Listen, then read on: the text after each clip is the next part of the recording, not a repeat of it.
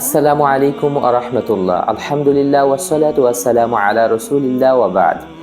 আলহামদুলিল্লাহ, সমস্ত প্রশংসা আল্লাহ রাব্বুল আলামিনের জন্য, যিনি আমাদের হায়াতকে বৃদ্ধি করে দিয়েছেন সুস্থতার সাথে। তো আজকে খুবই গুরুত্বপূর্ণ একটি আমল নিয়ে কথা বলবো। 1 মিনিটের একটি আমল, অথচ অফুরন্ত সওয়াবের মধ্যে নিহিত আছে। সুনানে নাসাই এবং আবু দাউদের মধ্যে হাদিসটি এসেছে, একদিন রাসূল সাল্লাল্লাহু আলাইহি সাল্লাম ফজরের নামাজের জন্য ঘর থেকে বের হওয়ার সময় উম্মুল মুমিনিন জুহাইরিয়া রাদিয়াল্লাহু তাআলা আনহাকে তিনি দেখলেন জায়নামাজে বসে আছেন, এবং এই অবস্থাতেই তিনি ফজরের নামাজের জন্য ঘর থেকে বের হয়ে গেলেন। আবার যখন তিনি ফিরে আসেন, তার ইশরাকের রক্ত পার হয়ে সালাতুল জোহা রক্ত পর্যন্ত পৌঁছে যায়, এবং আবার যখন তিনি ঘরে চলে আসেন, এসে দেখতে পারেন যে আম্মাজান ওইখানেই বসে আছেন যেখানে তিনি বসেছিলেন।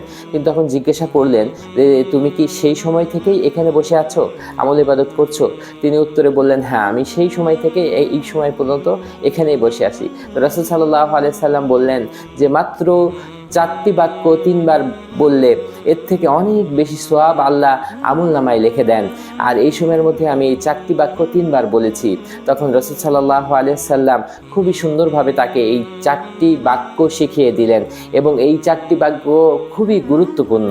যদি আমরা একবার শিখে নিতে পারি, তাহলে মৃত্যুর আগ পর্যন্ত কিন্তু আমরা খুবই সংক্ষেপে এই আমলটা আমাদের লাইফের মধ্যে ইনক্লুড করতে পারি আর কি। তো আমলটা এমন ছিল, রাসূল সাল্লাম বললেন, তুমি বলবে সুবহানাল্লাহি ওয়া বিহামদিহি আদাদা খালকি ওয়া রিদা নাফসি ওয়া জিনাতা আরশি ওয়া মিদাদা কালিমাতি।